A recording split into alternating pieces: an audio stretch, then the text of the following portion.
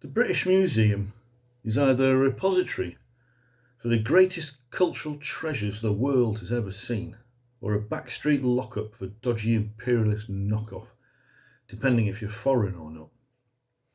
Through the great years of the British Empire, various lords and other assorted thieves went round the world rescuing or appropriating stuff from other countries they said were too uncivilised to look after their own heritage. Cheers! How would we like it now the imperial sun has finally set if the Americans turned up and started carting away our national icons? Apart from London Bridge, do they know about that yet? If this happens, I'm going to the guys at Catch 22 and see if we can set up a removals business. The building itself looks quite unlike a garage round the back of Balham, which helps to disguise the questionable provenance of the stolen goods inside. Looks good from the outside, facade and columns and all that. Of course, it was raining. Most of the visitors milling around in the drizzle are tourists, i.e. they used to own the exhibits. Now it feels like they've been granted visiting rights or something. Perhaps the government should come clean and hang signs on exhibits saying, if you're foreign, this used to be yours, but we half-inched it. Thanks for coming. Anyway, I get in at the wrong end and have to walk 6 miles in circles through endless rooms of Chinese pots and pans before I can find anyone to ask about where to go to get a job. There are no signs or hands pointing directions, apart from one I could have imagined, which was pointing right at me and said, "You are here again." I walk past the reading room about 2,000 times and I start to recognise some of the Chinese saucers from a dynasty or two.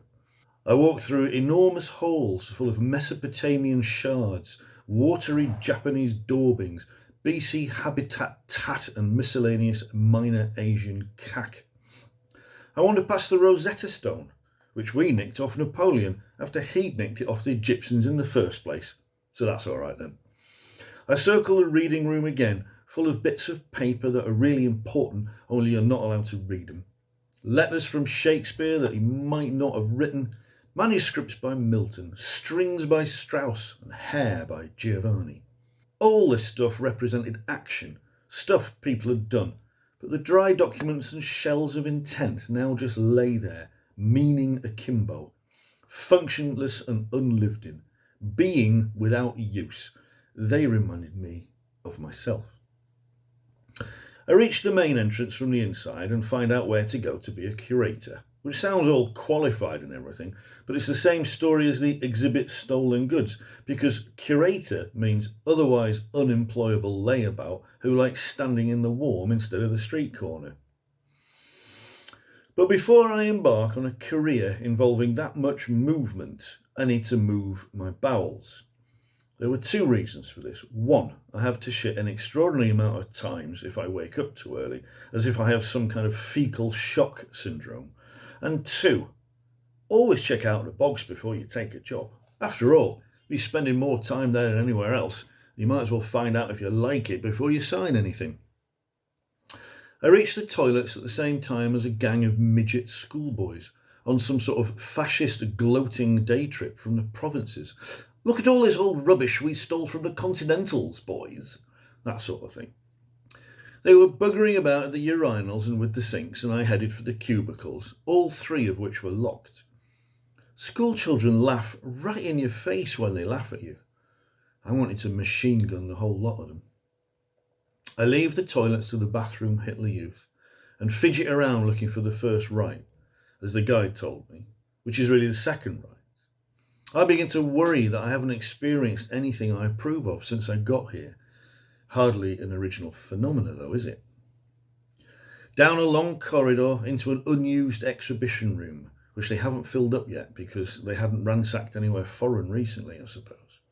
Strip lights, carpet, empty glass cases. Men and women who bear absolutely no resemblance to me at all milling around, sitting along one wall, waiting for the same job as me. Okay, we do have something in common. I feel dangerously close to a source of employment and begin to have second thoughts. I look at my legs and wonder why they brought me. Dan's smoking habits start to make sense. A warder in dark trousers and a blue shirt, with the most meaningless pair of epaulets in history, accosts me as he's tasked with the day. and starts to give me a garbled account of the 3 types of warders' jobs and the hours they have to work and how long it takes you to earn a pair of epaulets. I wanted to shout, "Only came to see the hooky pots," but he's implacable. He emphasises his words with little karate chop movements of his hands and talks like it's a proper job or something. He's about 40, an age I can't imagine being and doing this. When there's a fire, he tells me. When? If, surely. It's your job to make sure all the visitors in your area get out safely. Bollocks to that, I think. I'm snatching the nearest Ming ashtray and the 5th form can fucking burn. I have to go into a side office and fill in all those forms again, plus an interesting new health history form where I get to deny ever having rabies, scabies, syphilis or gout, depression, dribbling, dropsy, flopsy, mopsy or goiters.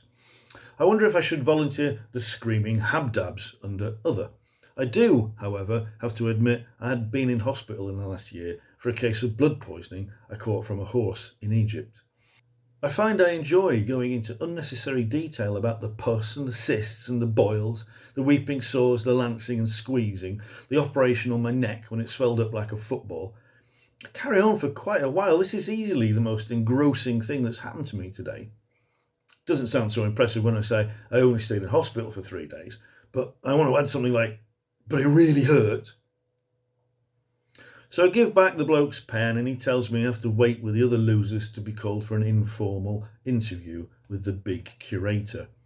My interviews are usually so informal, I was looking forward to a couple of beers and a chat about the footy with this guy.